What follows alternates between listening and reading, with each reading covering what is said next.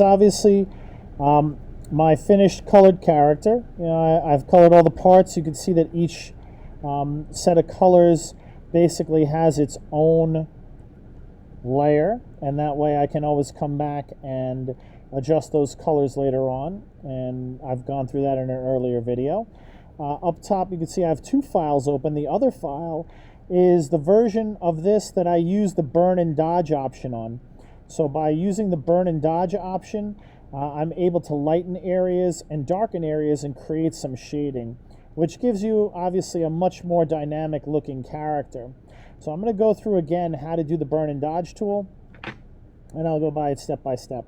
So what I'm going to do is, first and foremost, you have to consider what you want to work on first. So in this case, I'm going to do the helmet first, and I'm going to make sure that I'm selected on that layer. If you try to burn and dodge and you have the skin layer selected, but you're trying to do it on the helmet, nothing is going to happen. So you got to make sure you're on the corresponding layer. And then what we want to do is we want to find the burn and dodge tools. Now, they may be on your toolbar. Again, my resolution is set at a certain level so you could fit everything on the screen a little bit easier and it's not too tiny. So a lot of my tools are compressed into several different layers. Mine are hiding under the blur tool. You may have the dodge and the burn tool out on the main toolbar. Again, that totally depends on your set resolution. The dodge tool is basically like, it looks like a black lollipop. The burn tool looks like a little hand holding the index finger and the thumb together. All right, these symbols actually go back to the old days of using regular film and developing film. So to dodge, we're going to use the little lollipop looking thing, the dodge tool, and up top you're going to see that that's set up just like a brush. So if I go to my size, I can adjust how big the brush is, and the exposure we're going to keep at 50%. If I try to go over an area with that, you'll see it makes it lighter, and I'm going to undo that. What I want you to do before you start burning and dodging is, instead of just adjusting the brush size, I also want you to adjust the hardness. Why? The hardness of the brush, I'll show you right now by just dodging in one spot. When I keep dodging and clicking, you can see that's what the brush looks like at 100%. I want to move it down to 0%, and I'll do another spot right over here. When you do on 100%, you get a really hard edge. When you do it on 0%, you get a much softer edge, and that softer edge looks a lot better in terms of doing shading and things like that. So what I would tell you is adjust your brush. So you can make the size whatever you want, but make the hardness less than 20%. It could be 0, it doesn't really matter, but it will definitely give you a little bit more in terms of the soft blended kind of look.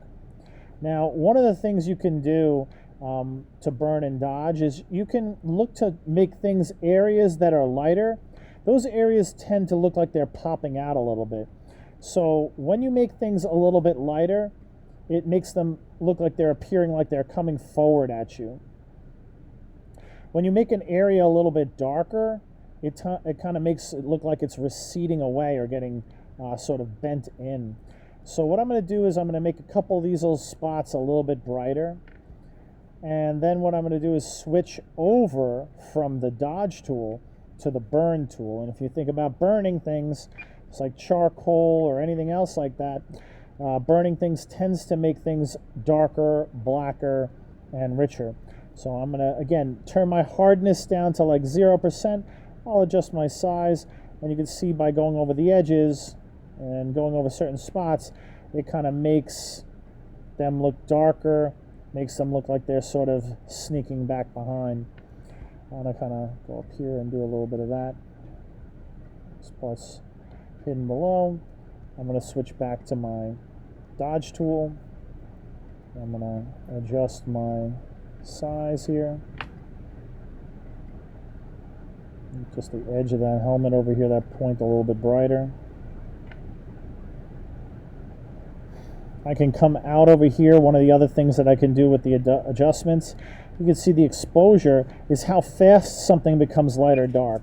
So what I'm going to do is I'm going to turn that exposure up, and I'm going to make, since this is metallic, I'm going to try to make a couple little real highlights.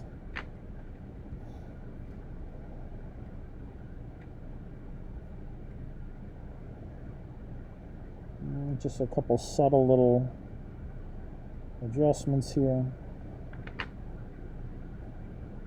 and that'll kind of give my kind of helmet the more metallic look.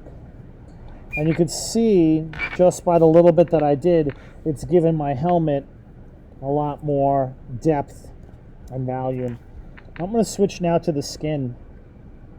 And again, you can double check by hitting that eyeball what layer you're on. You want to make sure it's highlighted.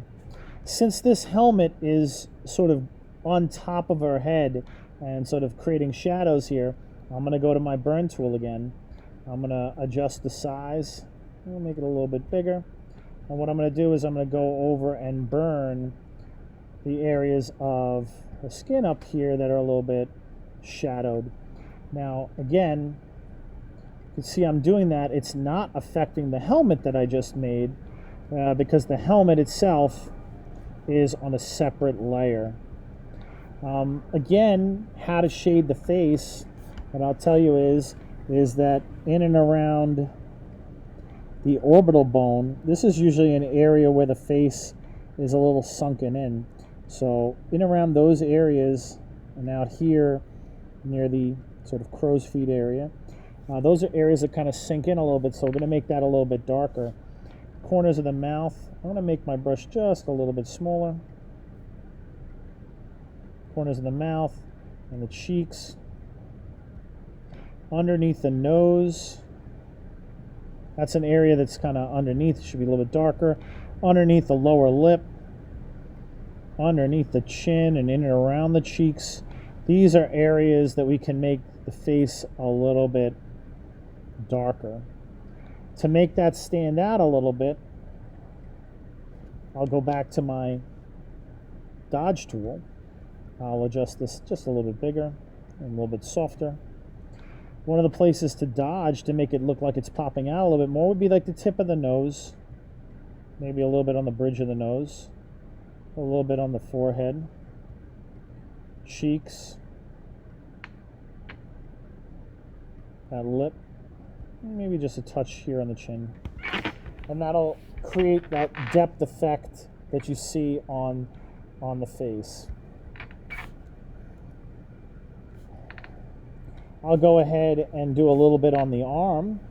I could do it a bunch of different ways. I can try to make, parts that sort of pop out a little bit, like the edges of the knuckles, can make those a little bit brighter. Under the thumb, the sort of meaty part of the hand. I'll make my brush a little bit larger. I'll make the top part of the arm a little bit lighter.